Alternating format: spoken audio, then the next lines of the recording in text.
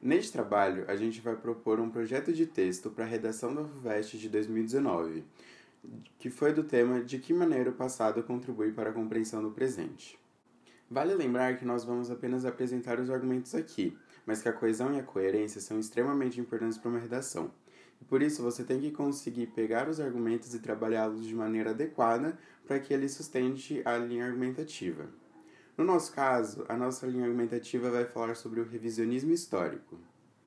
Para começar a introdução, a gente vai trazer uma referência literária, que é o livro 1984, de George Orwell.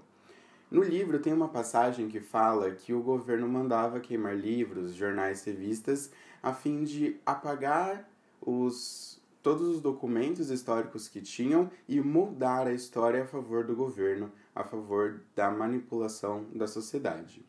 Logo em seguida a gente traz outra referência, só que dessa vez ela está presente na coletânea da proposta da FUVEST. É um texto do Walter Benjamin, no qual ele defende que articular historicamente o passado não significa conhecê-lo como ele de fato foi, significa apropriar-se de uma reminiscência, tal como ela relampeja no momento de um perigo.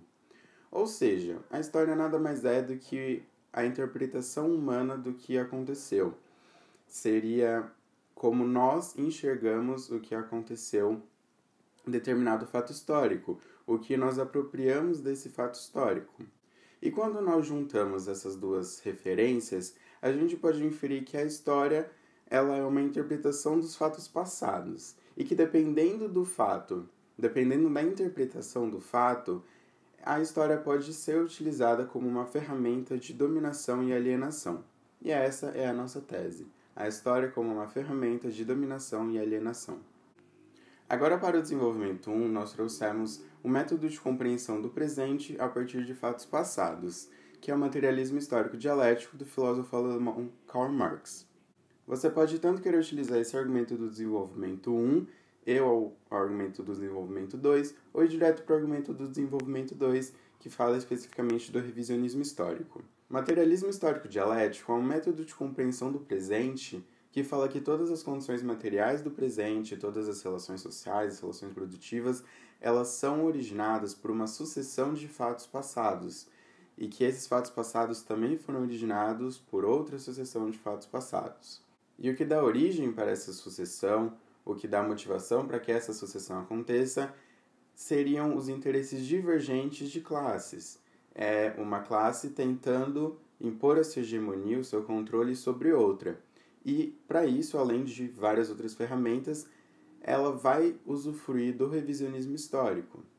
Para fazer o segundo desenvolvimento, nós separamos 3 perspectivas de um mesmo conceito: revisionismo histórico. A primeira delas é de um professor de História do Brasil Independente, Marcos Napolitano.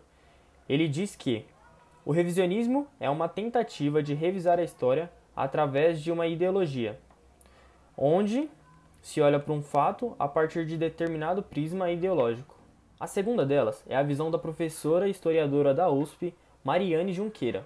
Ela diz que o revisionismo está vinculado à negação de temas do passado e do presente, sendo uma ameaça ao conhecimento histórico e à democracia, e deve ser visto como uma arma utilizada por determinados setores. Por último, selecionamos o pesquisador e cientista político William Nozick, que diz que o objetivo do revisionismo é destruir e apagar qualquer vestígio da consciência pública, que coloca em xeque os fundamentos ideológicos do poder vigente, e impor significados próprios à história para legitimar esse poder. Agora aqui, a gente cria 2 possibilidades: ou desenvolver esses argumentos em outro parágrafo, que é o que a gente vai fazer, ou não se aprofundar tanto e utilizar ele no mesmo parágrafo do segundo desenvolvimento. No nosso último parágrafo de desenvolvimento, que é uma materialização do anterior, a gente possibilita para o candidato citar Lilian Schwartz, que é uma historiadora e antropóloga que diz que a deturpação do passado pode gerar governos autoritários. Ela cita que a deturpação do passado ocorreu em regimes nazistas na Europa do século XX. E a exemplo, a divulgação da versão nazista do filme Titanic, em 1943, que teve a raça ariana como a salvadora.